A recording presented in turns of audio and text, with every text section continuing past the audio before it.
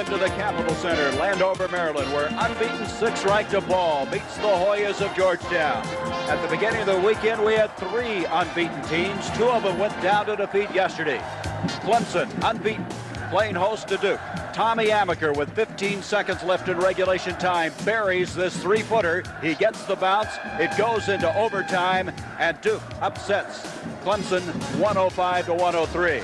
Meanwhile, the other unbeaten team was Iowa, playing host to Ohio State, and they ran into Dennis Hopson, who scored 36 points, and the Buckeyes upset the Hawkeyes 80-76. Billy, that brings us to this game. Put it in perspective. This is the Rodney Dangerfield game. Depaul has had no respect, unranked before the season started, and Joey Meyer's been here before with an undefeated team. They've got to get over this hump psychologically. All the pressure's on Depaul, in my opinion. 3rd straight year these two clubs have met. Depaul going against Georgetown. The starting lineups in a moment. CBS Sports presents college basketball. Today's game between the Depaul Blue Demons and the Georgetown Hoyas is sponsored by Old Milwaukee and Old Milwaukee Light. It doesn't get any better than this. By Dodge, setting new standards of performance. And by Dodge, America's best back trucks are Ram tough.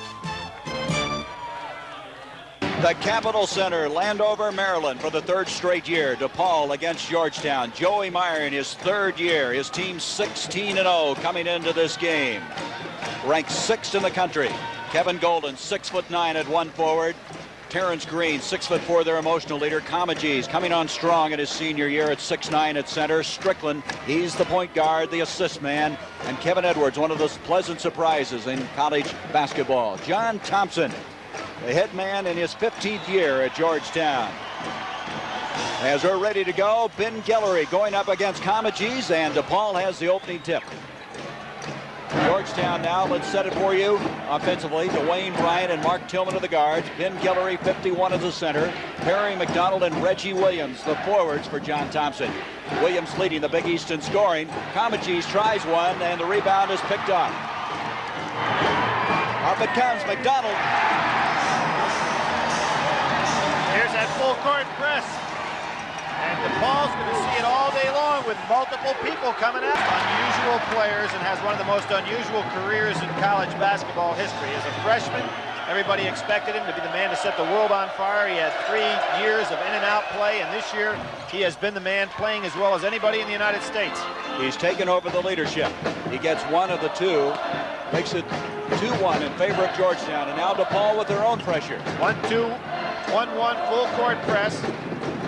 If that theory, Gary, that teams that like to press don't like to be pressed works out, it should be interesting because they're both pressing each other. Excellent ball movement. Mark Tillman on the assist from Dwayne Bryant. Bryant leads Georgetown in assists. Comegys almost walked to the ball. Depaul's got to get their composure back a little bit. Up it comes to Strickland, and they're shaking right now. This is what has happened in the past 2 years. In 84-85, Depaul came in here ranked number 1, Georgetown 2, and they were beaten. Last year, Reggie Williams scored 30 points to lead the Hoyas to victory. And that brings us to today. In the horizon, where Depaul has only lost 9 ball games, won over 90. Good feed. Going to have a traveling call, though, and the ball will go to Depaul. Both teams picking them up now full court as Kevin Golden will inbound for the Blue Demons. As you watch this game move on, Depaul is an interesting team in which they have got 2 really superstar players, Strickland and Comegys, and the rest play a super role. Here's Edwards, who's been such a surprise. Comegys ducking inside. Guillory can't stop him, and Comegys, you can see how much more enthusiasm he's playing with. It really is. He's now playing as a fierce competitor. And he always had good TV games in the past. I remember as a freshman, the great game he had against Louisville. But a bad practice player, yes, right? The day before, Ray Meyer just had to put him down the other end of practice and do your own thing. Reggie Williams averaging over 22 points a game. Golden, he's a role player. He's a blender on this team with a rebound. Nice movement. Comegys, beautiful pass to Terence Green. And Depaul seemingly has settled down now. They lead by 1. Well, there's an example. You press a team that also is used to that pressure, and they're attacking instead of being passive. Joey Meyer says, I'm more relaxed. His team is playing more relaxed. There's Comegys, the all-time shot blocker. Depaul coming up with one break to Kevin Edwards, and look out for this unbeaten team. They're looking good. Now, there was a case where Bryant made the good one-on-one move, had the open shot, but when you've got a great shot blocker like Dallas Comegys coming into the game, he's got over 235 a shot blocked in his career. That was his 53rd this year. He'll be right up there around at 100 again. Inside it goes to Williams. Williams, a consummate all-around player. Nice touch off the glass. 6'7". There's one of the great inside players getting a shot off against one of the great shot blockers. Here's Strickland, aware of the people behind him. Green from outside, the sophomore from Flint, Michigan. Williams comes out with it. He's third in the Big East in rebounding. Break down the floor, McDonald. That'll be a charge on Perry McDonald. Really trying to force something that wasn't there, Gary. A good break and an outlet pass by Reggie Williams, who got away with a push-off. And here comes Highsmith in the game, another outstanding athlete. He replaces Ben Guillory. Highsmith, 6'8", a 27-year-old Army veteran who comes in at center. Billy, tempo-wise, you think Depaul wants to keep it up at this pace? Well, they've been able to play both styles of game this year. And when you've got an outstanding guard like Strickland, you're probably in a pretty good shape to play either style. Here goes Strickland right there. Beautiful change in midair by Strickland. Makes it 9-6 in favor of the Blue Demons. Other end, that's Tillman, and he is fouled. The foul will go on Terence Green. Yeah, that was a great block by Comage. He's caught it on the way up. He has super timing. Coming in now will be another point guard. This is Bobby Winston, a sophomore out of Washington, D.C. They will continue all game long to just send people in by waves. They've used every player, Billy. Well, that's what Strickland has to be careful for, and so will Joey Meyer in this particular game, because he's going to be asked to handle the ball a lot, and there are going to be fresh people on him throughout the course of the game. Tillman is struggling. He is shooting only 51% from the free throw line, 38% from the field goal range, and he's the guy who early in the year was shooting well, and he's been struggling late. There's no reason for it either, because he has the good motion. He just needs to get a little confidence back. 9-7, Depaul. Off to Strickland. Now you notice what Depaul does. They don't require Strickland to handle that ball in the backcourt. They get him up in the middle of the court. Comage's difficult shot. Green had it for a moment. Here comes Tillman, Mark Tillman, out of Gonzaga High School in the D.C. area. Brings it back out. That's a three-point attempt. Followed by Highsmith, and Tillman's got it. No basket. He traveled with the ball. Again, credit Dallas Comage's. Although he does not get the block there, you've got to credit it with him, because Tillman realized he was in the area. Golden is doing a pretty good job, Billy, of keeping them honest inside on those defensive boards. There's something I'm noticing here early in the ballgame. This floor seems to be very slippery. Because of the ice underneath, you think? Well, they had a hockey match in here last night, probably just put it down this morning, and it really is kind of slippery. Capitals getting beat last night. 9-7 the score, Depaul. Here's Georgetown in a 1-3-1 zone. Perry McDonald running the baseline. Oh, what a pass that is. Strickland, that was from Edwards. Comage's over Highsmith, can't get it.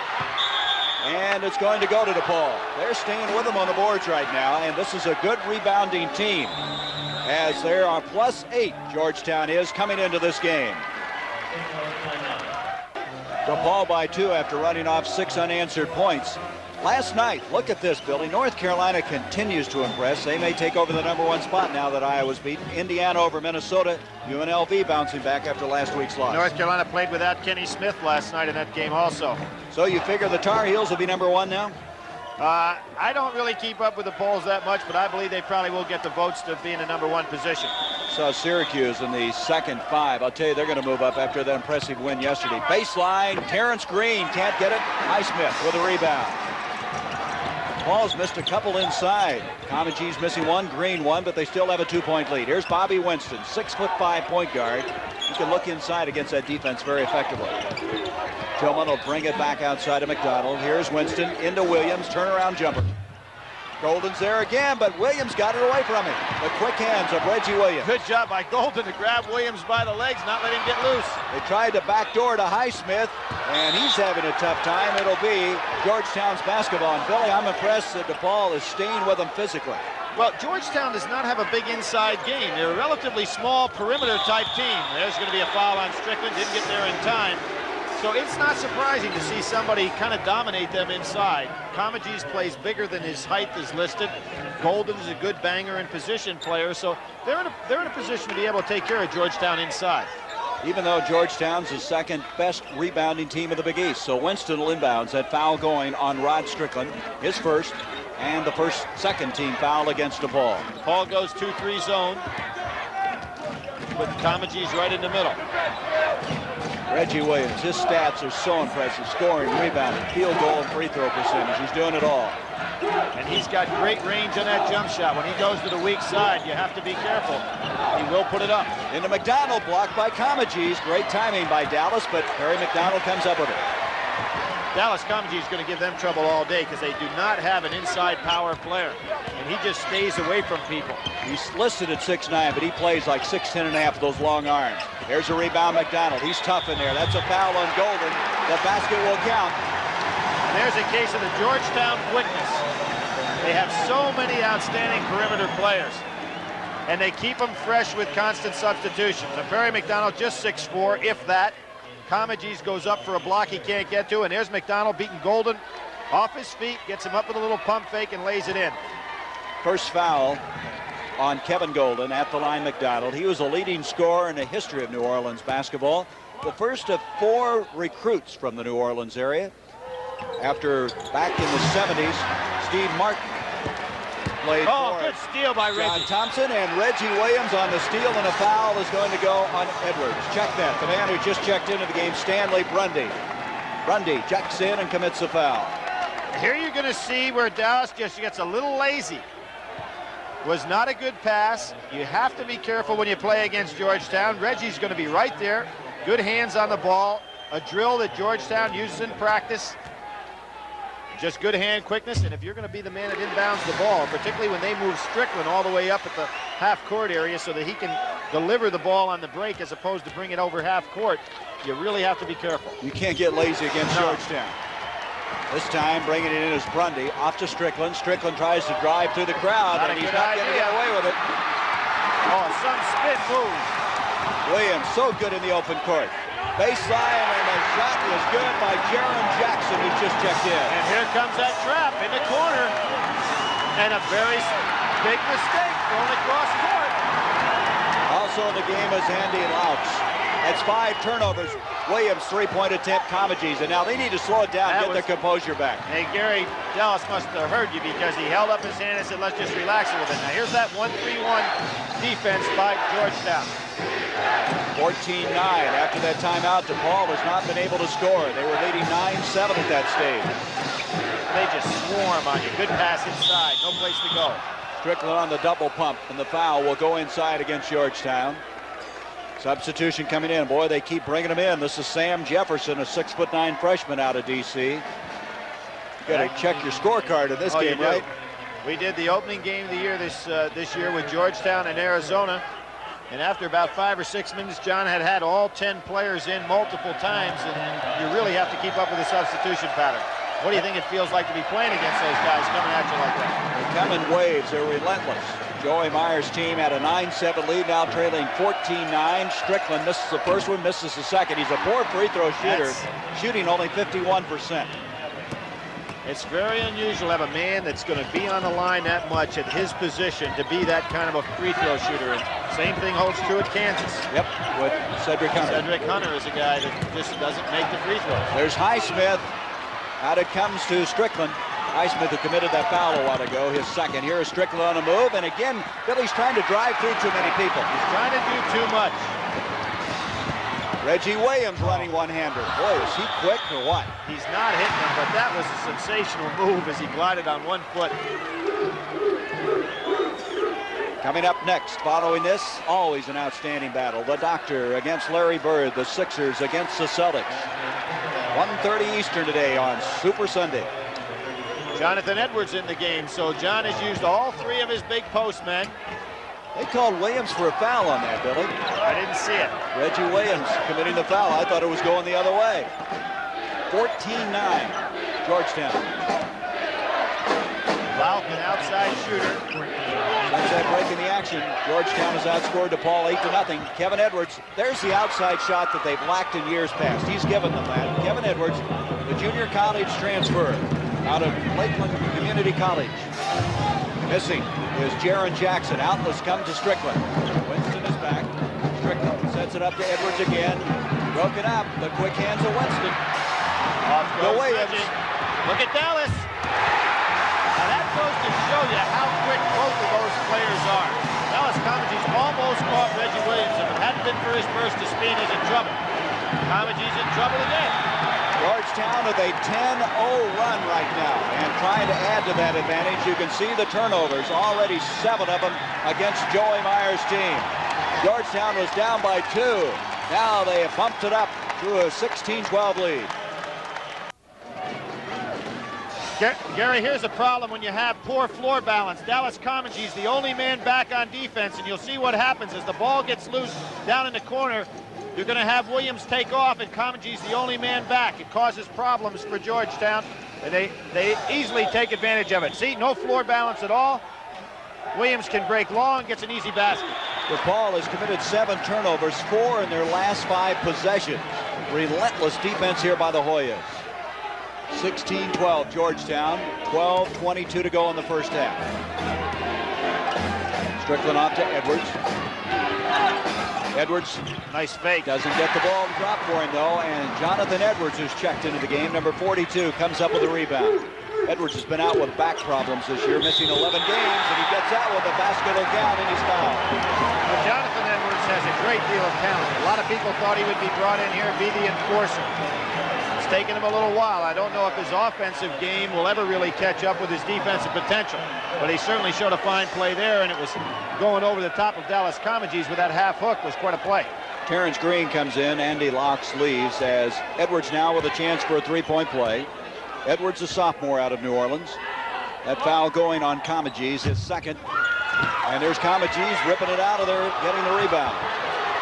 You didn't see that from Dallas a couple of years ago. He played a little soft sometimes, but he's gotten over some physical problems, and this is his senior year. He's taken over the leadership responsibility.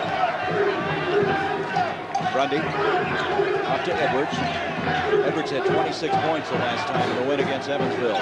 Georgetown with a 12-3 run now to take this advantage.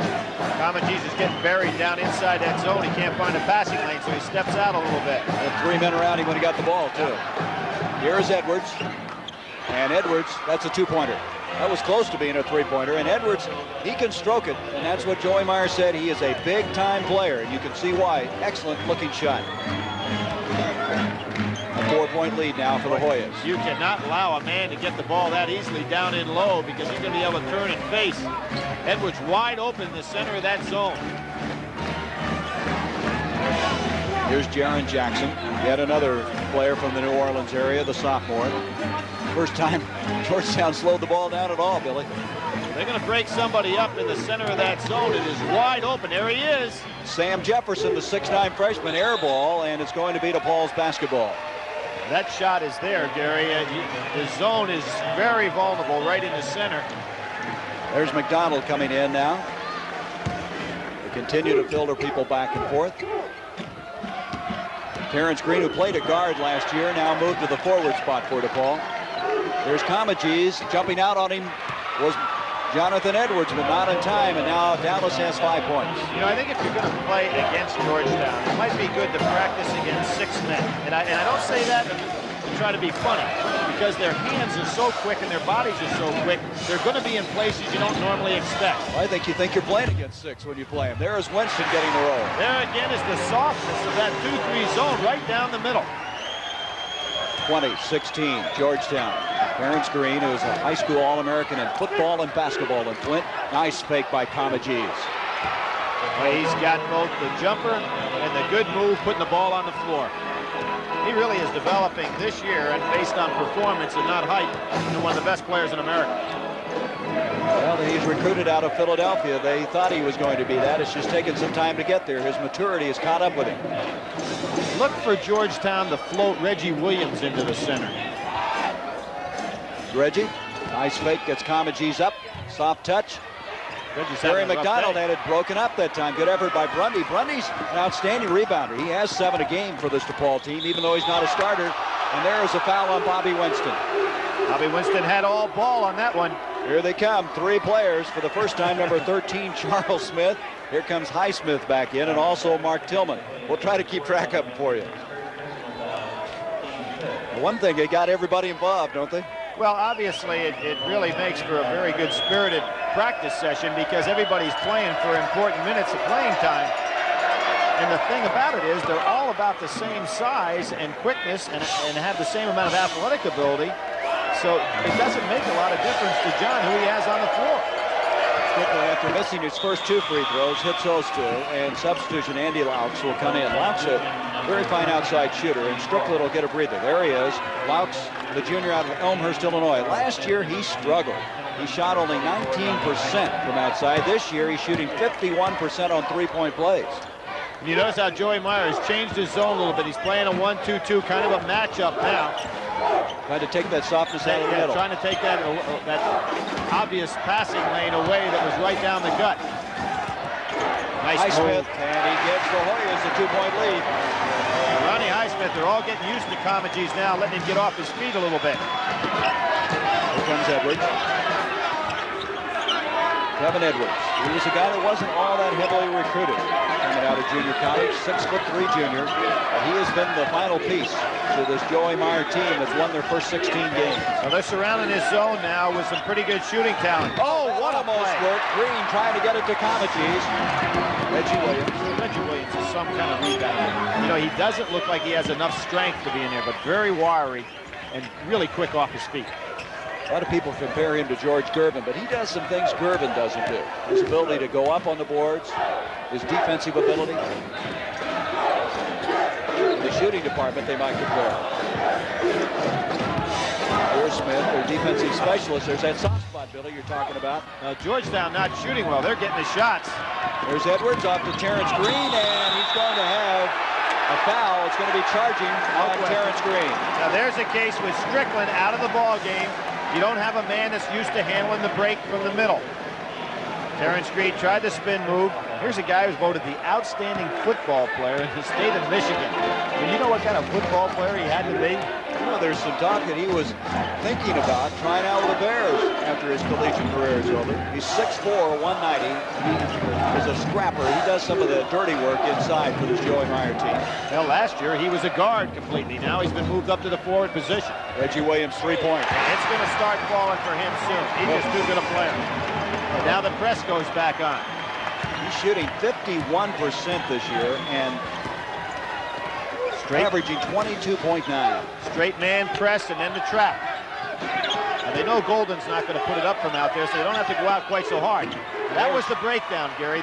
They went out on a guy who's not a shooter, and which leaves open a man who can score against you. So you got to let Golden handle the ball down on that part of the floor. Well, they were able to pull it off that time. It was Edwards on the assist to Dallas Comegys.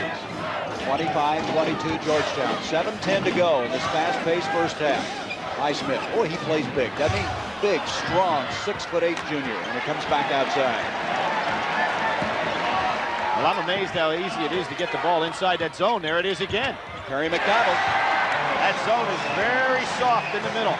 McDonald coming off a career-high 21 points against Connecticut on Wednesday night. Edwards a better ball handler than they gave him credit for coming into this ball game. Joey Meyer couldn't say enough nice things about Edwards. Started this game today. Here is Comegys, double pump. Highsmith committing the foul. Ronnie Highsmith with the foul.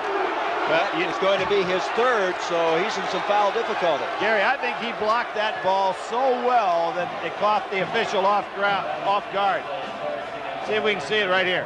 That's all ball. I mean, there's no foul on that play at all. Well, he's going to have to come out of there because of his third foul. Edwards will replace him. Look at it again.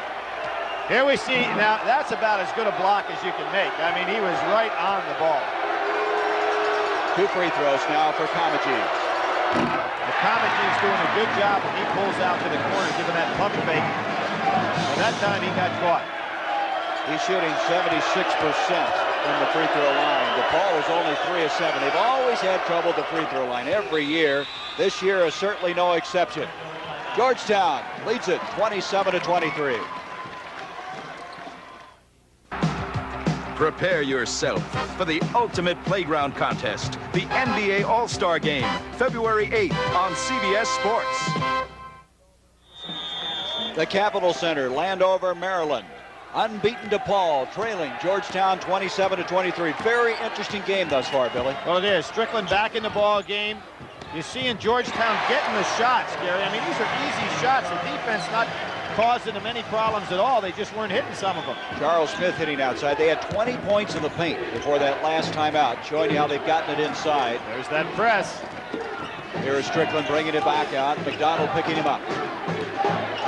Started out with Georgetown jumping on Depaul. Depaul then taking a 9-7 lead and then outscored 12-3 by Georgetown. And that's where we are now, 29-23 the Hoyas. Calmagees. Boy, he had too much on that, it looked like, but it went in anyway. He has 12 points. Calmagees averaging 17-6 a game. A lot of similarities between Williams and Calmagees in regard to the way they shoot their jumper. They get off the ground so quick, and they're so compact with the shot. Very difficult to defend a jumper like that. Here's Edwards. Rebound by Calmagees. Out it comes now to Strickland. Strickland got a breather early in the game, trying to rest him up because of the tenacity of this Georgetown defense. And I think they also want to let him get a perspective of how that defense looks, particularly on the press. Calmagees, that was a tough catch to make. Couldn't get the shot. Tillman on the move up the floor. Tillman missed. Charlie Smith hits it anyway. Just couldn't get a handle on that thing. Tillman is so strong. He's 6'2", 190. He's like a tank out there. That time scoring, he has 5 points. 5 minutes to go now, as you see, left in the first half. Georgetown changes their defense back to straight man-to-man. They're getting it into Dallas. Boy, he draws a crowd, doesn't he? Jonathan Edwards not quite quick enough to handle him. That time, the rebound by McDonald. You notice how these guys just slice in for the rebounds. These are not big, powerful people. They're just so quick and so strong off their feet. Back to man-to-man. Now let's see. No, they stay in the zone. Matching up a little bit out of it. Williams left alone in the corner. Tillman inside. There's that strength of Tillman we're talking about. Another rebound by a guard. Tillman asking to come out. He's a little tired right now. If John Thompson recognizes him. Biggest lead of the game now for Georgetown, 33-25. The trap coming. Here comes Smith. Strickland a reach around. Tillman got away with that one. And Golden tried to keep it alive. It's going to be Georgetown's basketball. But Gary, even though Strickland may be as good with the ball as anybody will see in college basketball, he has to recognize exactly what the defense is doing to him. And he's got to let the game come to him a little bit. Thus far, as we bring you up to date, Depaul with 8 turnovers. This tenacious defense. Georgetown shooting 44% for the field. As Billy said, getting the good shots inside. It's been Calmagees trying to keep Depaul in the game. Reggie Williams at Guillory, he just checked in. Out of Hutchinson Junior College in Kansas, he put that one away. Joey Meyer wanting a timeout. His players don't recognize it yet. And they just keep on playing. So Joey takes the timeout call off. 6 straight points since that last break in the action now by Georgetown. Guillory putting pressure on Calmagees. Nice pass to Golden. Boy, Calmagees showing he has very good vision on that play. He's doing it all. For a center to move out that far, the top of the circle, and find a guy like he did on the baseline, that says something. Here they are back to man-to-man defense now. McDonald backing in. He's got the double team on him, and double dribble. It's going to go to Depaul. So we're going to have a break. 19 to go in this first half. 35-27 the Hoyas. Gary, here we see them playing a 1-2-2 zone right here. The softness in this zone has been right in the center behind that man, and Georgetown continually attacks there. And if Depaul does not take advantage of going to get some a little strength in there, they're going to be attacked all day long. Billy, thus far, Georgetown with 24 points in that soft point in the paint. And right now with a 35-27 lead. Georgetown has the best bench in the Big East. They're averaging almost 28 points a game and already with 10 in this one. You know, it's really not fair to call them a bench. Because, that's right. No, because they're all starters. I mean, they don't have any subs. What would you call them? The alternates? Yeah, I get that's alternate starter. That's a pretty good term. I mean, you know, really, you think of a traditional substitute, but in this particular case, I mean, John could almost shake them up in a bag and say, hey, the first 5 guys that hit the floor play. Here's Strickland on the steal and a foul by Charles Smith. Terence Green hitting that shot a while ago, and looking ahead, this is Super Sunday. Following this game will be the Sixers against Boston, and then Denver against the Giants. All right, Billy, who's going to win this one? All right, I've really got a theory going, okay? Floyd Little talked about the fact that Denver has more players that played in the Super Bowl than the Giants. There's 7 of them. Okay, 7. They say the Giants have 3. So the point spread is 9. So they have an advantage of 4, which means Denver's going to lose by 5 points. We're going to have to put that on the screen here. I don't think they can follow all that. That's very scientific. That's my thrust into football right there. I tell you what, if you're right, they're going to come looking. That's right. I can take Jimmy off the air. The Greek is nervous. Strickland not able to hit that second free throw, but it's a 5-point game now. Georgetown, 2:38 to go in this first half. Straight man-to-man, so the softness that we talked about in the zone will not be exposed here. But what might be is Edwards trying to keep up with Reggie Williams. You wonder if you can play this team, man, as quick as they are. Well, they're trying to swing the ball over for Reggie Williams posting up against Edwards. Smith on the move, changed his shot because of Comagese. Highsmith will put it in. Check that, Jonathan Edwards. And he did that with authority.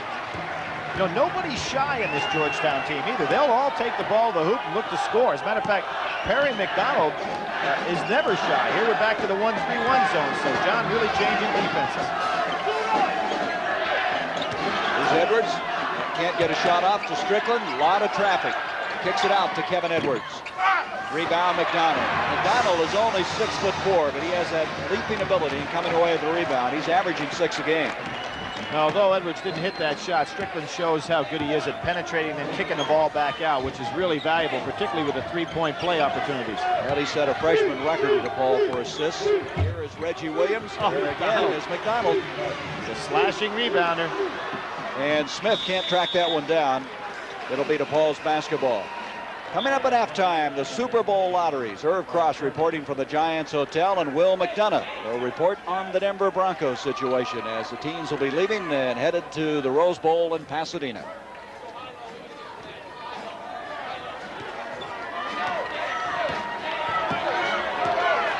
.1:15 left to go in this first half. 7-point lead for Georgetown.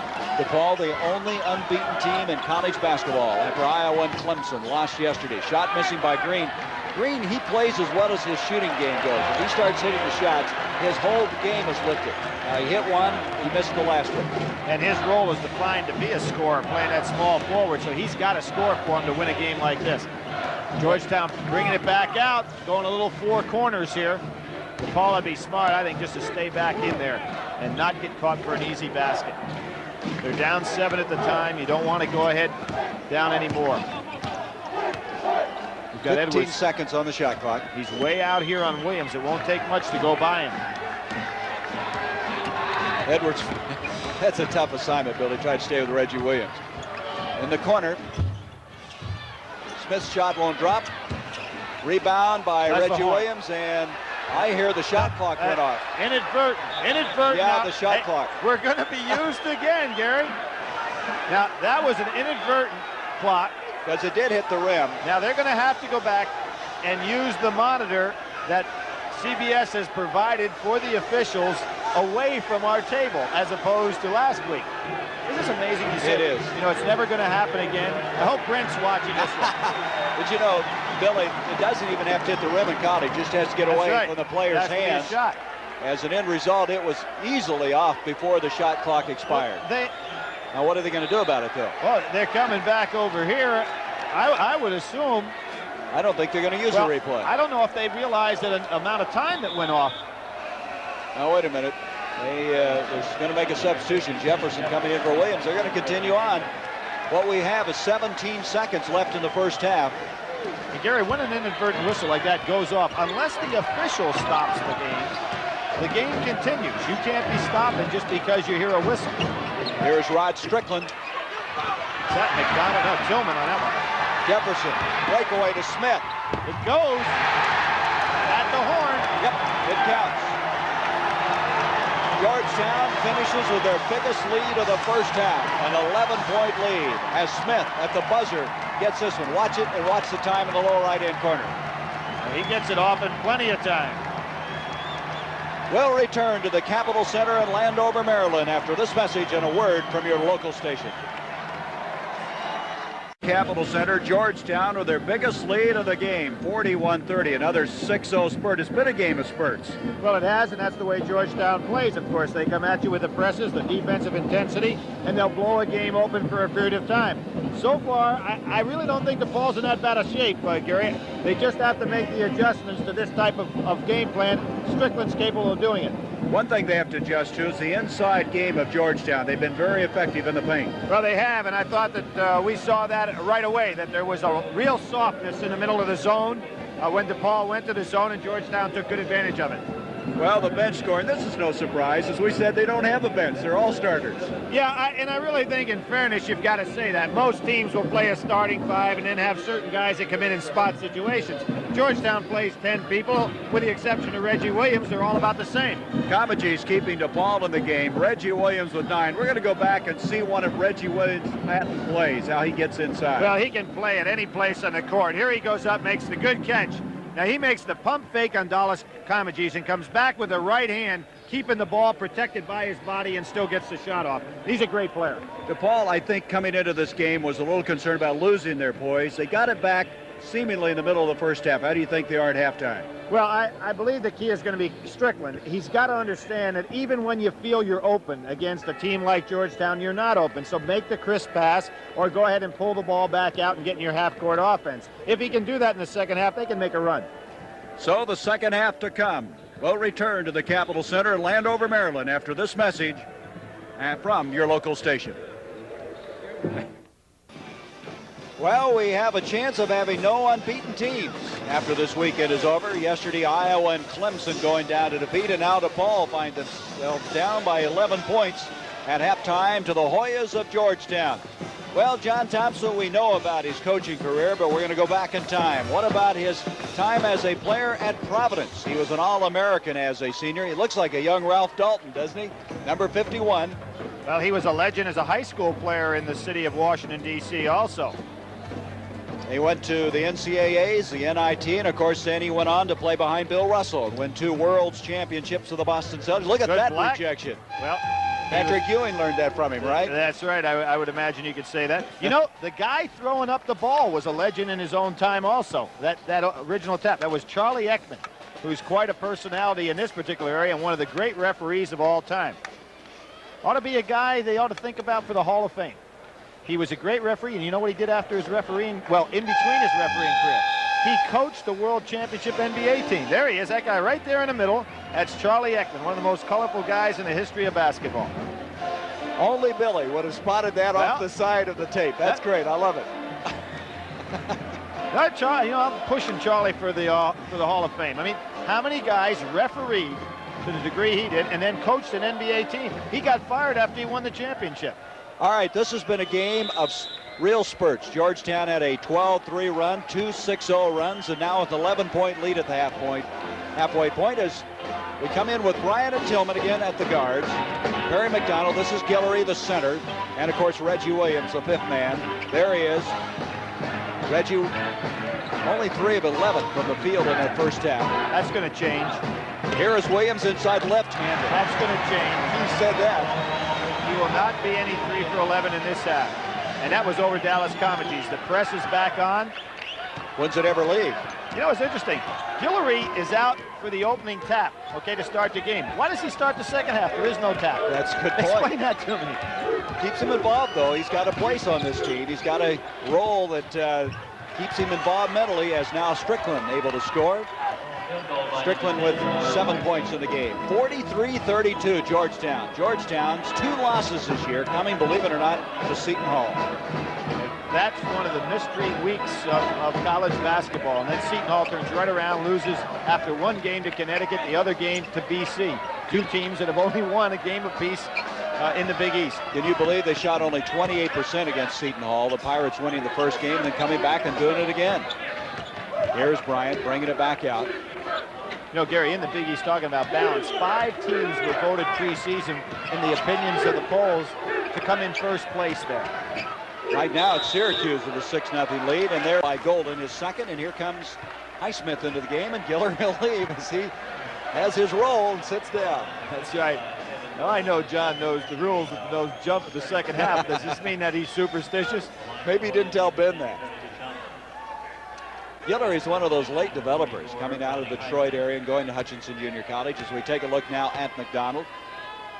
You know, John Thompson and I were kidding about Guillory the last time we were going to do a ball game here. He said, could you imagine walking on the playground, you're a high school coach, and this kid is in school but not playing? I mean, you take him and get him out there. You got to question the coach in that area. Well, he is going to be a player. If you watch him in drills, he's got a lot of ability. You wonder why he wasn't playing in high school. That's unbelievable. Here is Golden bringing it out now to Strickland. There's not a lot of 7-footers. Here, good Green. move. There's some of that football player. Yes, sir. The other end it comes. They convert it in a hurry. Tillman at the other end. Again, you get back to floor balance, Gary. You have a tendency to want to attack against Georgetown, but you've got to have people back because they're going to go the length of the court. There is Green trying to split it, and they're going to call a charge on Terence Green. I was just getting ready to say they're giving Green some more responsibility against the pressure, and then he is called with a charge. Well, the reason they want to do this is they want to have Strickland up here at the half-court area. That gives him an opportunity to catch the first pass and make a move. That's his third foul. See, the turnover's 9, and there's a turnover against Georgetown. Strickland on the move. Tillman back spin move. Nice play. Use the left hand, too. Reggie Williams.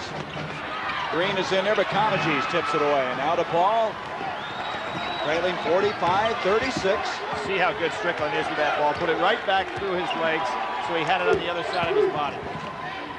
Green again. Highsmith brings down the rebound.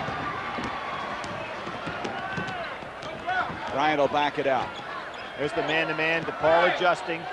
Green's a little tired right now.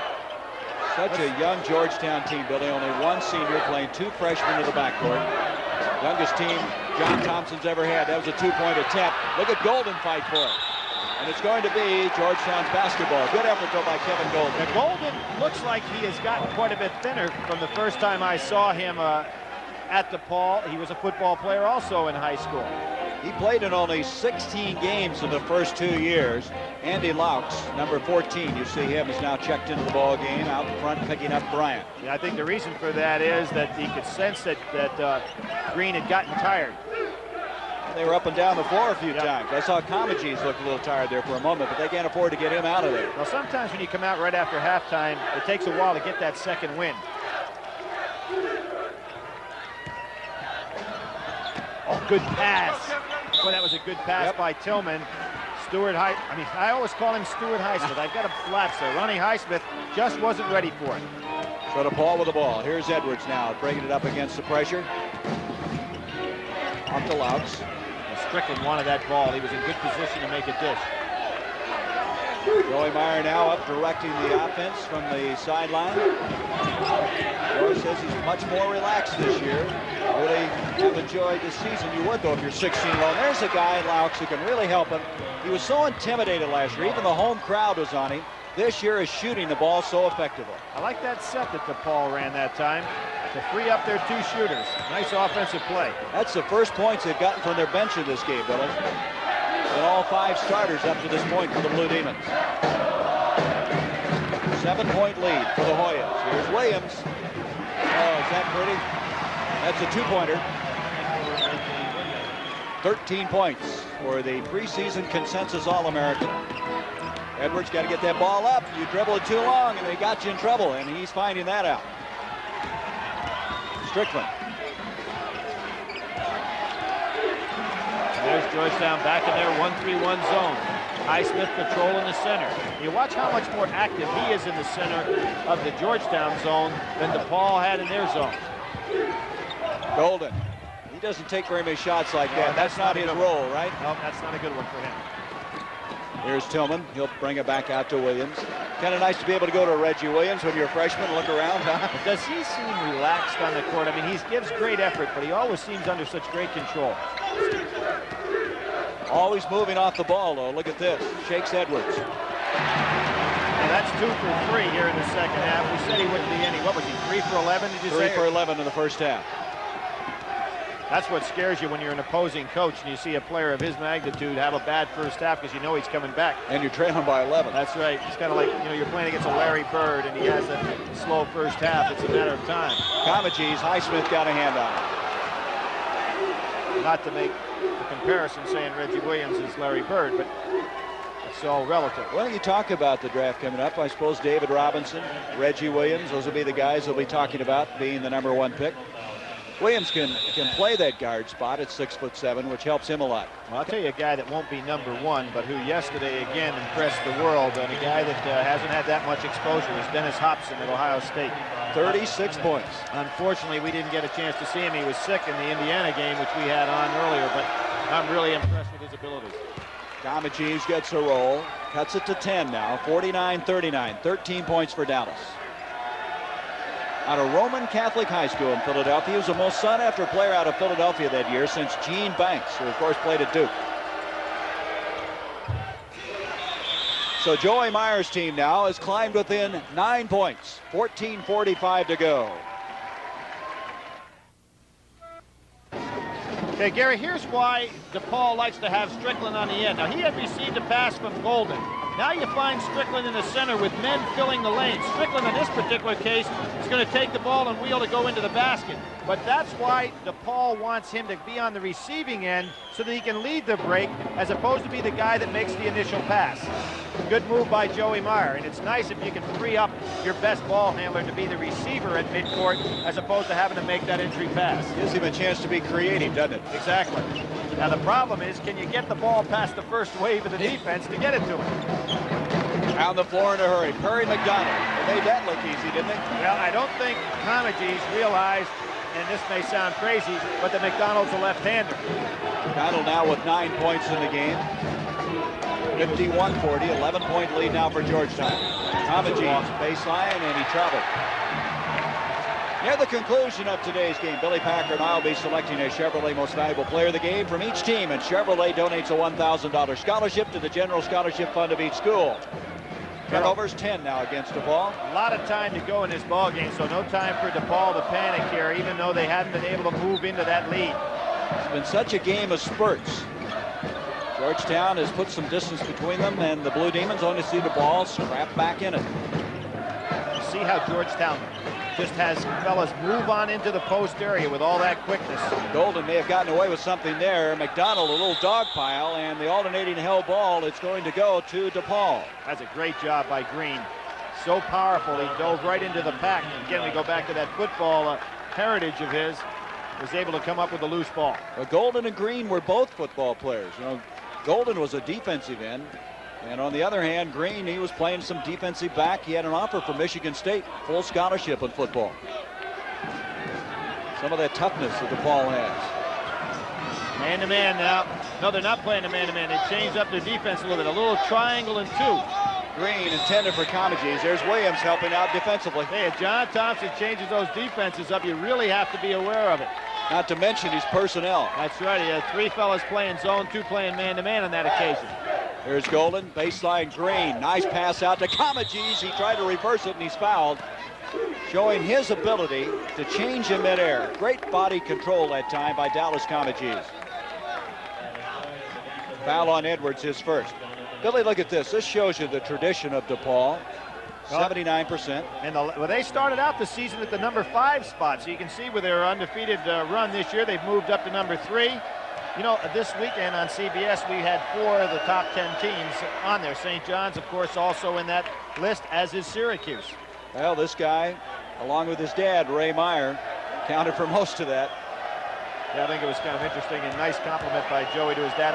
That seems to have gone by the boards now with Joey worrying about that situation, and all of a sudden, yeah, Dad was responsible for about, 742 of them, not bad. You know how many between the two? 777 of their 1,000 wins that they posted earlier this year in a game where they beat Loyola.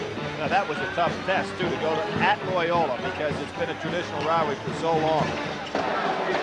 Double team on Williams. He gets rid of it to McDonald. Comegys blocked him. He knows the left hand now. Yes, he does.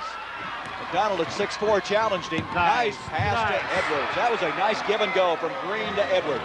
Beautifully executed. It all started with Dallas Comegys being the man inside defensively. All of a sudden, you see a little spurt now by the Blue Demons. 51-44, and John Thompson wants a timeout. The Hoyas got the timeout. 12:53 to go. Join us at Pebble Beach where the pros are stars. And Gary, this is really a fundamental move by Depaul. The players keep their lanes on the outside. You see a man filling the third lane. You want to occupy the man in the middle. A pass had been made across court, and they freeze the defensive player so that Green can give the ball back over here to Edwards for the layup. Super execution of a 2-on-1 fast break, and you see the end of it right here. Back to Edwards. The defense was frozen. Real good fundamental basketball by Depaul. Bill, you see him work on that in practice all the time, but you don't see it that effective usually in a game. Well, sometimes fellas won't retain their lane position. Sometimes guys are too selfish to give the ball back and forth, but in that case, Depaul showed you how to execute it properly. And as an end result, they've cut it to 7. Little pressure outside now. Strickland and Edwards, the guards. Comagese, Golden, and Green. That's the 5 that opened the game for Joey Meyer. Now they're back to that 2-3 zone. Look for Georgetown to go in the middle. There it is. Winston into McDonald. Air ball. Reggie Williams. We have a jump ball, and it will go to Georgetown. Hell ball. Alternating possession to the Hoyas. If I were Georgetown, I'd hope that Depaul stays in the 2-3 zone, because that's the defense that they can attack best. They had all those points in the paint in the first half. There's Jaron Jackson. Comagese with another block. McDonald reloads it. Comagee's doing a job in there. He tried to save it off of a Georgetown player, and Golden now commits a foul. He tried to save it off of the person of a Georgetown player. It didn't come off that way, and Golden picks up the personal foul. What happens to Dallas Comagese here, too, is all his teammates leave him. Now, Golden has nothing he can do other than go up and, in effect, save 2 points. That's right, not letting him shoot it. That's his 3rd foul. And inside, followed. Nice play that time by Highsmith. The Army veteran with some authority there, and there's going to be a foul on Jaron Jackson, reaching over to Rod Strickland. Coming up next, always an outstanding confrontation from the Boston Garden. The 76ers and the Celtics. The Celtics giving K.C. Jones a right to coach the Eastern Conference team in the All-Star game as they posted the best record in the East as they come to that All-Star break. Seattle, February 8th. That game will be here on CBS. Here the Hoyas changing their defense again. Looks like they'd like the trap out of this defense. Highsmith really active in the middle. Boy, how did he spot Green in there? Green is fouled. That's quite a pass. I don't say you could see him on the baseline. So Edwards showing a lot of ability other than just being a pure scorer. You know, we heard about him as being the second guard type that looks for the jumper, but he's made some fine plays today. The foul on Jackson is 2nd. That's a 4th team foul against Georgetown. Strickland, 3-pointer. That is a 3-pointer by Rod Strickland, and all of a sudden now 53-47. And down at the other end, Jackson foul. It's almost like, Billy, you get satisfied you made a good offensive play and they get you at the other end. They do strike. But, you know, when you start talking about having a 6-point lead and the other team gradually pulling back, I don't know if that's a wise pass. You know, that had to be right on the money to be successful. Golden comes out. That was his 4th foul. Coming in is Stanley Brundy, number 23, a 6'6" sophomore out of that high school again, Crenshaw in L.A. We had a player yesterday from there, Stevie Thompson, for Syracuse. And, of course, that's where Marcus Johnson, John Williams, and Darryl Strawberry came from. Jackson missing. Jackson shooting 82%, too. He's a good free throw shooter. This game getting a little tighter, and you really have to like DePaul's patience in this game. It's kind of like St. John's yesterday. Even though they were in a position to be blown out of a ball game, they just stayed with their game plan and keep coming back. Georgetown hitting 50% from the line, 5 of 10. Green doing some of the ball handling now. It's a pretty good swing man to have, and go inside and come out for you, too. Well, Green was strictly a guard last year. So you have Edwards, Green, and Strickland all can help you get that ball up the court. Comagee's so active. He loads it up for Edwards. Nice touch. He's got great rotation on the ball. You get the feeling every one of them's going in when he puts them up. Look for Reggie Williams to get the ball in his hands right now. He hadn't touched it for a long time. Georgetown by 5. Jackson trying to take Green inside, out to Winston. Winston, 6'5", can look inside very effectively from that point guard position. They need to be finding Reggie Williams. Trying to stay with him right now. On the far side is Edwards. Right, he wants him to swing the ball over to him. Ball on a 9-3 run, and they've got the ball again. Comegys to Strickland, heads up pass. And Strickland now has cut this game very uncomfortably for Georgetown. They have a 3-point lead. I really think they could be looking for a timeout, maybe waiting for a TV timeout, but they need to see Reggie Williams in the action offensively.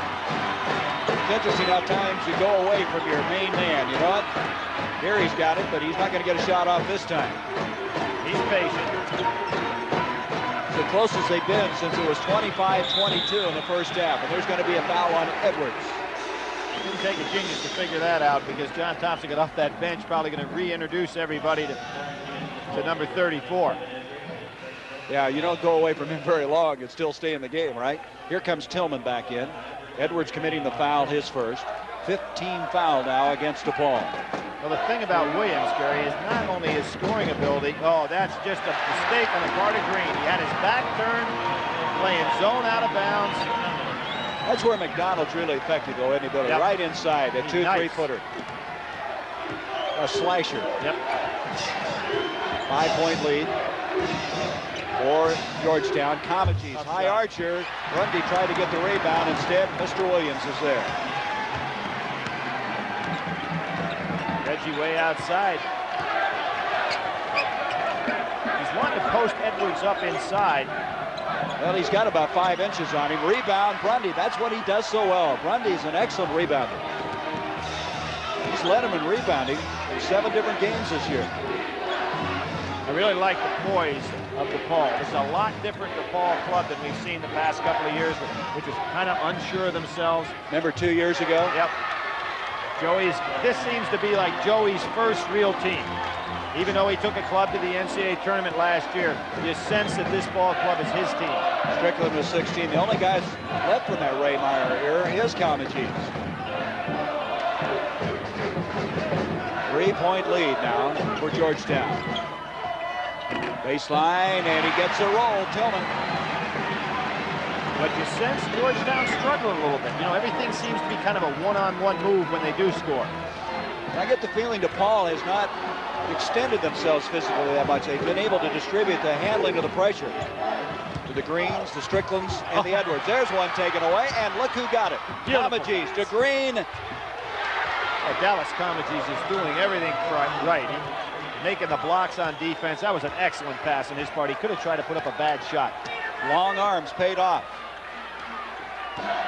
8 points in the game for Terence Green, and this DePaul team, who was down by 11 at halftime, has come back in this one with a 15-7 run here in the second half. McDonald and blocked again. You just can't shoot that around Comegys in that area. I'm surprised he's not pump faking and dropping off a little pass inside. There's a great feed.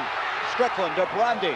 That block a while ago was Comegys' 6th to the game, and John Thompson's got to be concerned. His lead has been cut to 1. No, he's not going to wait for a TV timeout here.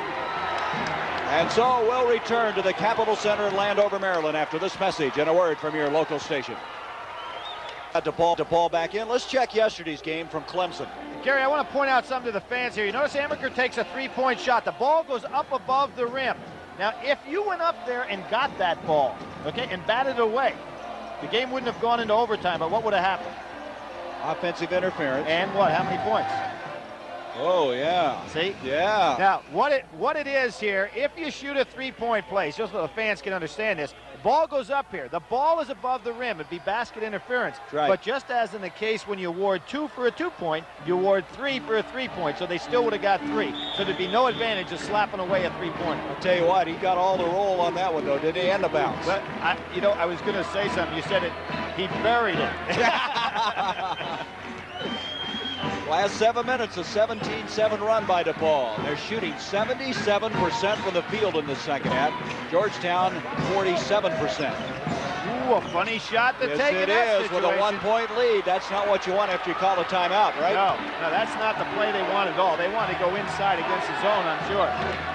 DePaul with a chance to take the lead. Their last lead was 9-7 in the first half. There's Strickland, beautiful pass, Grundy.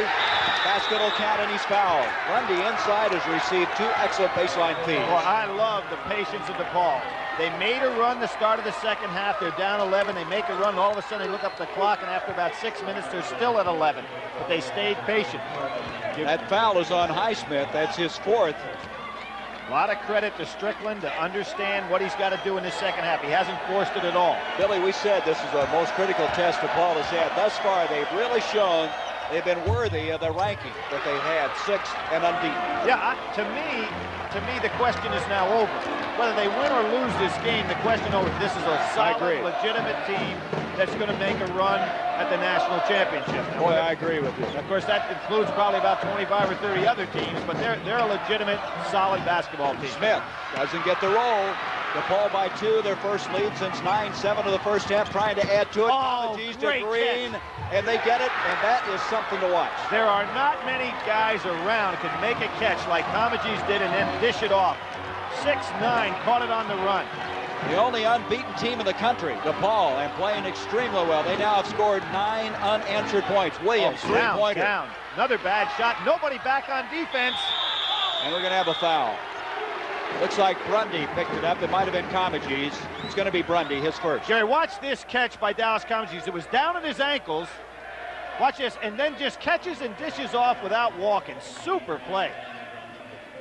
16 foul now against DePaul. You wonder why all of a sudden Dallas decides, hey, I'm going to realize all my potential. Well, some people say he had an awful lot of physical problems.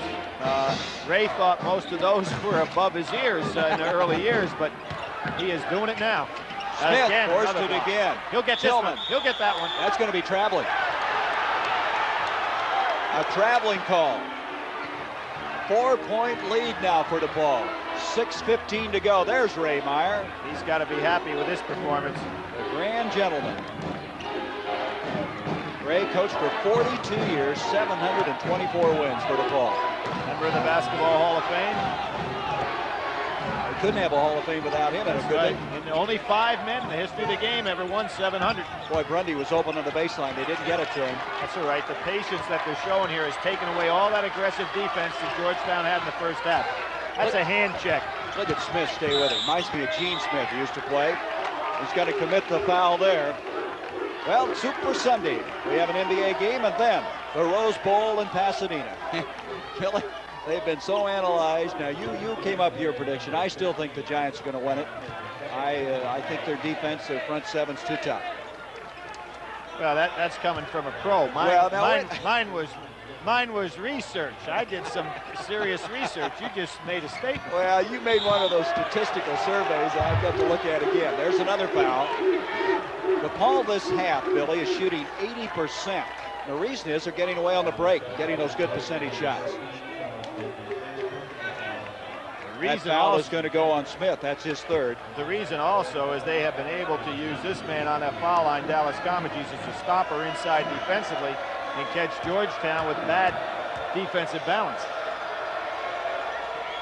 Boy, he gets the high arc on that. Look, and the fist shaking after he hit it. That's not the Dallas we used to see. Playing with enthusiasm and emotion. Looks like he's having fun. Well, you know, this is not fun of Dallas Comegys because, Gary, we were there and we watched Ray when he was a freshman say, Dallas, just go down the other end. Stay out of our way at practice. You're disrupting everything we're trying to do. And Dallas was kind of happy with that. He just went down the other end, shot around. I thought he was a malcontent. And the next day he came out, as I said, was the MVP of the game. But he is now the leader of this ball club in every sense of the word. 6-point lead now for the Blue Demons after trailing by 11 at half. Now Georgetown finds themselves in a situation where they've gotten away completely from their offensive game. They're creating nothing defensively. They're trying to go inside on Comegys and keeping the ball out of Williams' hand. I think for the next few times down the floor, they've got to let Reggie Williams make the play. Dallas committing that foul. They try to go into McDonald. McDonald just can't get that shot underway. Now they're going to say Strickland reached in. It's Strickland committing his second. But every time McDonald goes in there, he has little chance to get that thing underway because of Dallas. And you know, the other thing that they can think about, Gary, is getting the ball inside to those slashing players like McDonald and not try to score from in there, but distribute the ball back underneath when Comegys comes out for the block. That's Bryant, who's checked back into the game. McDonald not able to get the free throw. You know, McDonald, remember, he hit those 6 straight free throws to beat Arizona early in the year. Very pressure-packed free throws. But now Georgetown is 5 of 11 from the line. They've always had problems with free throws. That's not a good-looking shot either. And it's going to be Georgetown's basketball. That's a break for John Thompson after missing those 2. An 11-0 run now by Depaul. Edwards might have had the shot. Kicks it out to Williams, three-pointer. Well, there's Williams again. He's got to be their man. 18 points for Reggie. 61-54. I would like to have known while Depaul was making the comeback how many times Reggie actually touched the ball during that 6-8 minute stretch, because it seemed like he never had it. Here's Edwards. Three-point lead for the Blue Demons, and he adds to it. Edwards strokes it so well. He is big league when it comes to shooting outside. That's what Depaul missed so much in the years past. Remember the Jacksons and the people trying to hit from outside? It just wouldn't go for him. 13 points now for Edwards. Williams again a three-pointer. And Edwards comes out of there. Grundy got a piece of Reggie Williams' arm on that one. Grundy's played well, hasn't he?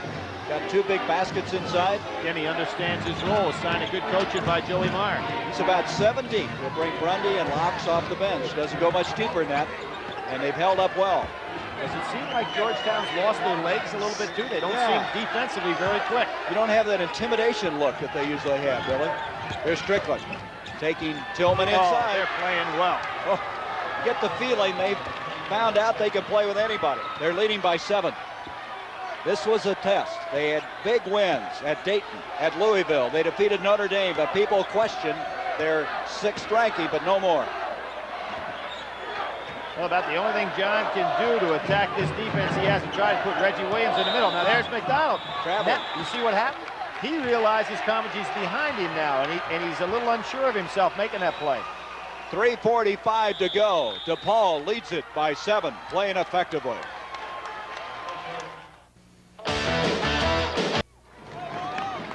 Immediately following this, we go to historic Boston Garden. The Sixers against the Boston Celtics. Charles Barkley leading the NBA in rebounding. He was hurt earlier in the year. He's come back strong. And then Kevin McHale having his finest year ever for the Boston Celtics. That's coming up immediately following our game here from the Boston Garden. The Sixers and Celtics. But Joey Meyer has really turned things around. Remember a year ago, there's some people saying, hey, this guy might not get the job done. Well, Gary, I was reviewing, we used to have the CBS Coaches Poll, and 2 years ago, almost at this time, some of the key disappointments in college basketball were asked of our college coaches, and they said Joey Meyer and Dallas Comedy. Okay, and Indiana can't seem to win a game at home. How things have changed in 2 years. Have they ever? Depaul this half shooting 82%. They've made 7 field goals in a row, and they've run off 15 points to Georgetown's 3 in the last 5 minutes. That's impressive. They're in the man-to-man. That's close to 5 seconds. 3:28 left in the game. Look at Strickland, how cool he is right now. He's just running the show. Out of the Bronx, he's got that streetwise sense, not losing his poise at all. And he hasn't tried to do as much in the second half. I thought he was out of control in the first half, did you? There's a foul. He's changed the game around completely. Another hand check. He's so good with the ball, it's very difficult to take it away from him. Here's Joey Meyer's record. They struggled last year, had a miserable February. They were 3-6 and then got down into the Eastern Regionals, eventually losing to Duke. Well, can you remember the game that probably put them in the NCAA tournament was the big win against St. John's, came out of the middle of nowhere. Down the stretch, beating the likes of Marquette. Remember that? That last game of the season probably put them in. They were 16-12. If they lost that one, it would have been pretty hard for them even to get in the tournament. Big miss on the free throw. 7-point lead now for Georgetown. McDonald continues to try to go inside, and it's just not going for him. He altered the shot, realizing Comegys was there. John Thompson asking his team to pull the defense out further. So with 3 good ball handlers like Depaul has right now, it'd be very difficult to take it away from him. Trying to reach around to the steal is Bryant. We talked about how this has been a stumbling block for Georgetown. In 84-85, they were ranked 1, Georgetown 2nd. The Hoyas blew them away. Last year in the Rosemont Horizon, Reggie Williams with 30 points, they beat him. And I think a lot of people thought it would be 3 in a row, but right now Depaul is not letting that happen. 7-point lead, 2:44 to go, a 1-1 now for Kevin Edwards. And you know the fans in Chicago are really supporting this club. They just broke the Rosemont Horizon record again with that game against Notre Dame. Over 17,000 fans. New record for them. Edwards hits them both. He's a 76% free throw shooter. 70-61. This crowd here in the Capitol Center a little bit stunned. Trying to do it all with freshmen. Remember, last year, Depaul had their first freshman starting backcourt. Today, Georgetown started 2 freshmen in the backcourt. That was the freshman Tillman with a basket. Edwards, he's fouled by Reggie Williams. I wouldn't want to try to catch this Depaul team with the great ball handling they have back there, because Green can handle it. Edwards obviously can handle the ball, and Strickland's a super ball handler. Billy, let's look ahead next week. A doubleheader. Iowa losing their first game, going against Michigan. Michigan's the team that handed Syracuse their only setback thus far. That was in Ann Arbor. And that's game 1, and game 2, the doubleheader. We'll see the Orangemen. So impressive yesterday against Georgetown. You talk about fast tempo in a game. Yeah, they'll be up and down the floor, won't they? They will, and that one, of course, we'll get a chance to see Gary Grant. We've seen so many outstanding guards this year, and he certainly ranks right up there with among the best. There's Tillman again. He's hit a 3-pointer. Tillman bringing this Georgetown team back. Now they're 1 possession away from tying it up, and the crowd gets back into the game. That's what that 3-point play can do for you. See if Strickland stays under control. Look for Comagese to touch it this time down the floor. 3-point lead. Steal attempt by Bryant. The 2 freshmen in the backcourt kind of spearheading this comeback now by Georgetown. Timeout is called by Depaul. Joey Meyer doesn't like how this is developing. 2 minutes, 2 seconds to go.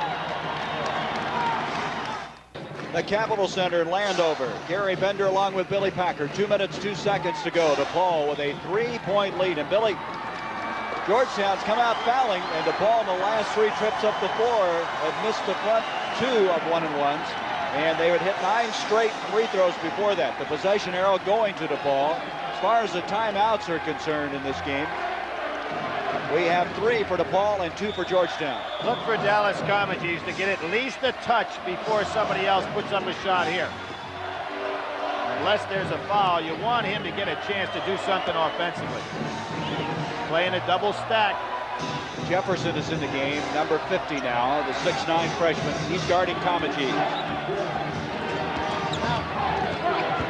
Clear out for Strickland. 8 seconds on the shot clock. 7. Comagese with 5, and he doesn't get it. He's fouled by Jefferson. Set offensive pattern. Good step out by Comagese. Depaul shooting 60%, 82 at one stage of the second half. 8 blocks. Comagese intimidating the inside game. Georgetown 34 rebounds. The bench of Georgetown doing such a good job. And Dallas Comagese, the leader for Joey Meyer's team, and this is senior year with 18 points. And at the line now. 2 free throws. And he nails that one dead center. 71-67. Comagese has scored 7 points building in the second half, and all of them from the free throw line.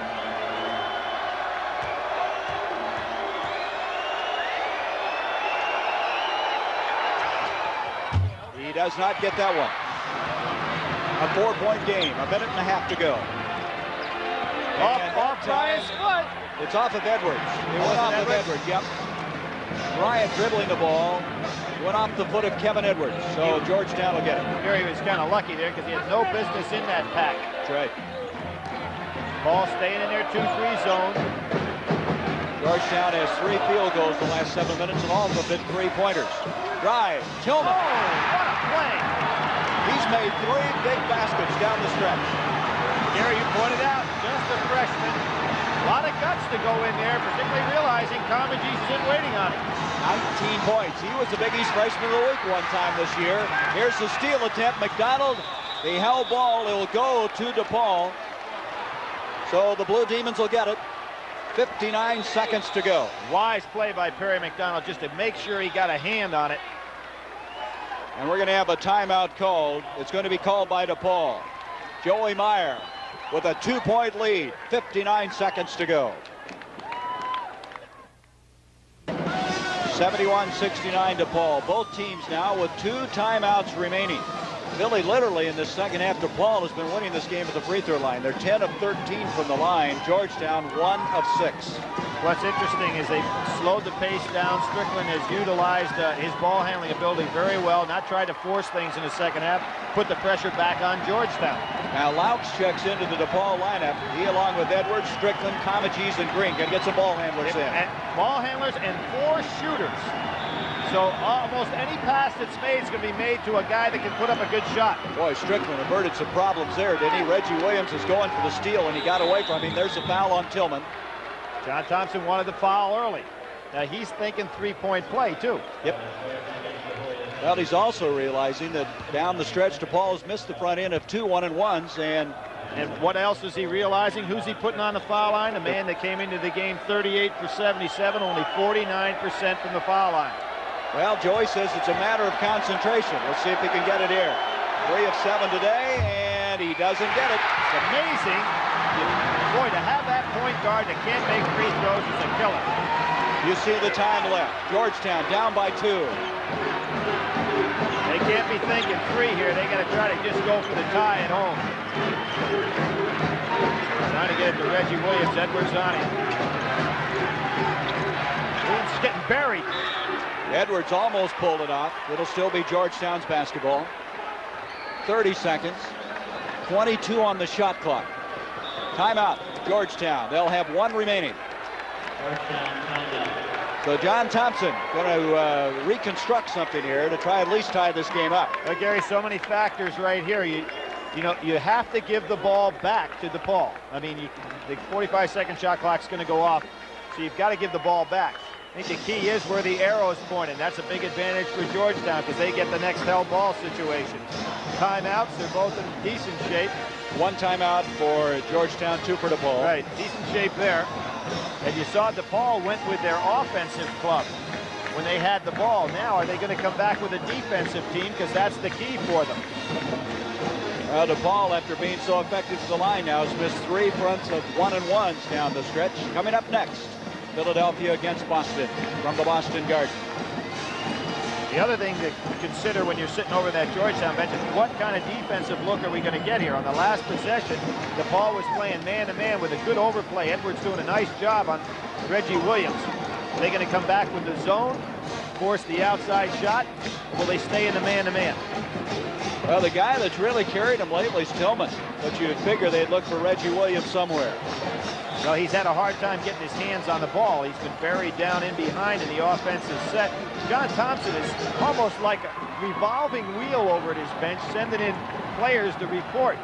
Jaron Jackson just got up off the bench. So there's no way Joey's going to know who to match up with. Matter of fact, he might ask for a matchup. Well, he's got those 2 timeouts. You see something he doesn't like?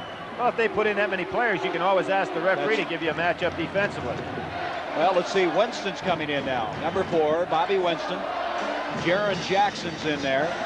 Also, Charles Smith. They're getting the ball handlers in there. Yep. And Donald's still in there. Yep. And, of course, Reggie. Here we go. 30 seconds. Georgetown down by 2. Shot clock. Oh, what a tough shot. He made it. 3-pointer. Reggie. Get a time right here. Get a time. Good move. Money player. That was a tough shot. He was shooting against his body from the corner. Saw Steve Alford make a great one that way.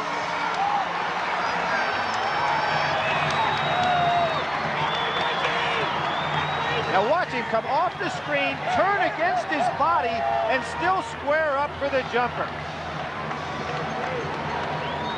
And just the way I play it. Right? Called it all the way, right? That was a tough shot, Billy. You said it well. The great shooters are able to come off, and if we could show that play one more time, watch for the young players how a guy will get his right foot in this situation squared back up to the basket. Very difficult fundamental thing to work on. Here it is. Let's see if we can catch it. Now watch his right foot.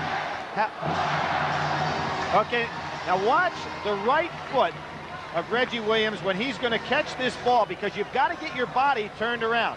Now Reggie's going to come around, and we're going to get his right foot right here. Roll the play. Now watch his right foot turn around. See that right foot right there? Turns around and gets him squared back up the basket. If he doesn't turn that foot, his whole body's working against him. You see it from another angle. Now for the young people in the audience, watch how he catches the ball and gets his right foot turned back around. Here it is, turned right back around. Nice play. Pretty good pick that time on Comegys. He tried to come around. You know, the last 4 field goals that Georgetown's hit, 3 of them have been 3-pointers. Now here you have a situation, if you're Joey Meyer, where you have one great thing going for you, and that's Strickland can create some kind of a play. Now he's being guarded by Tillman, but look for Strickland to get the ball and try to make a play. That's a walk. Timeout, and That's a walk. Grundy walked with it. You can't move on that. Yep, you cannot move on the sideline. Still plenty of time. 20 seconds to go. Now we're going to make a substitution. John Thompson wants to get Jaron Jackson in. He can't get the attention of the scorers table, and we're going to have a timeout. Boy, he used his last timeout there. You think that was wise? I think that helps Depaul. So Georgetown is out of timeouts with 20 seconds to go. But Billy, again, you just can't move in this situation. That's right. When you're on the sidelines in this situation, it's the same as if you're on the court. The only time you can run when you have the ball out of bounds is on the end line after a score. You cannot run otherwise. And that was a big mistake. You know, most kids don't know that you can run the baseline after a made basket. That's right. After but most of them always know that you have to stand perfectly still. Grundy, in the excitement of the moment, big turnover. And now Georgetown protecting the 1-point lead, using their last timeout. Depaul still has 1 timeout left. 45-second shot clock, no longer a factor. You've got that arrow pointing in Georgetown's favor. It's amazing this swing. But Gary, I want to point out something that I said before Depaul ever got in the lead. To me, I think they legitimized this ball club a long time ago. The outcome becomes obviously important if you're a Depaul fan, but they are a legitimate top 10 program. All right, what can you do now? What if you're Depaul? What's Joey got left? Got to get the inbound steal or a foul instantly. Well, you're going, I don't know if you want to foul. I think you want to play solid defense right down until you get to maybe 7-8 seconds. Just play solid defense. Don't go for the foul right away. Looking at the free throw shooters, let's see, they're bringing Winston back in. They've got Dwayne Bryant back in. McDonald is in.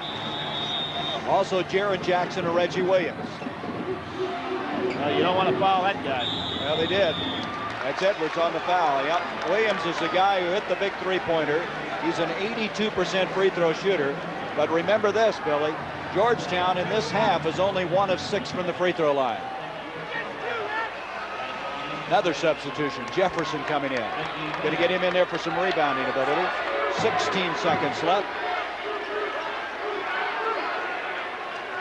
Out of that batch, and of course, you don't have time to take the man you want. Tillman coming back in. He was the poorest free throw shooter, so John had him out.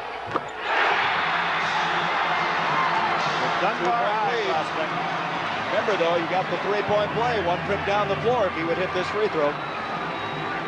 That's the difference in college basketball. That's right. Depaul has 1 timeout. Now, you can think about fouling here. If Strickland touched the ball, I'd foul him.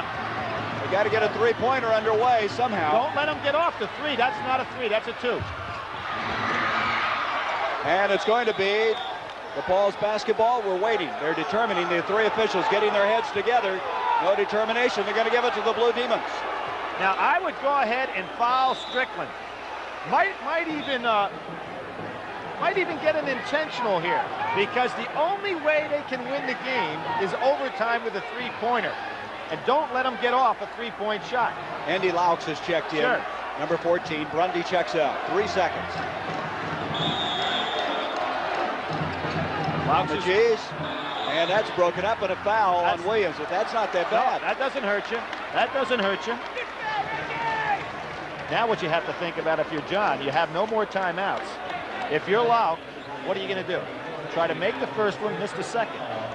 That's your only chance to win the game. That's right. So you really have to be thinking block out here. Now they're going to bring Edwards in. The specialists.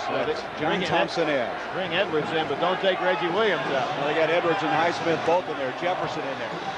Look at John. I don't know what he's upset about. You know, here's what he's upset about is the block out position. He had Jefferson on the inside. That was not going to do it. I don't know why he did that. Edwards. And we have no unbeaten teams in college basketball.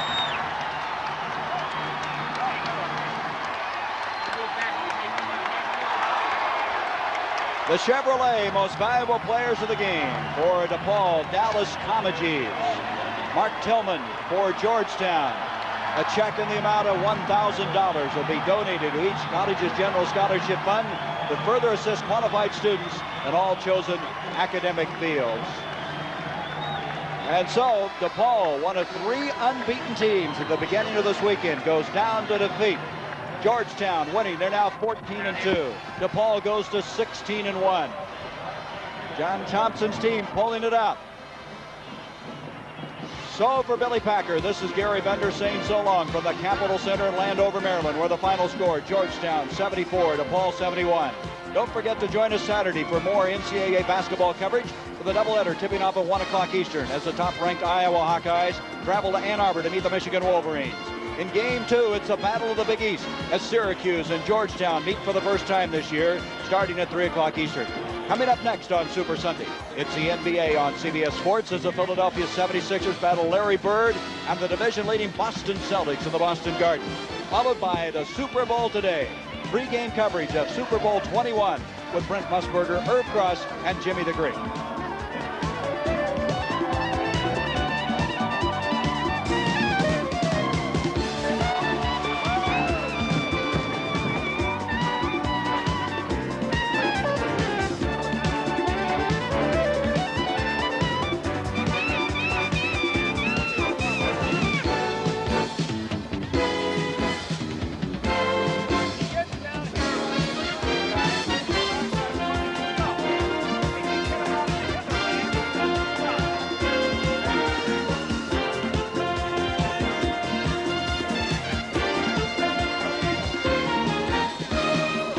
NCAA basketball has been a presentation of CBS Sports.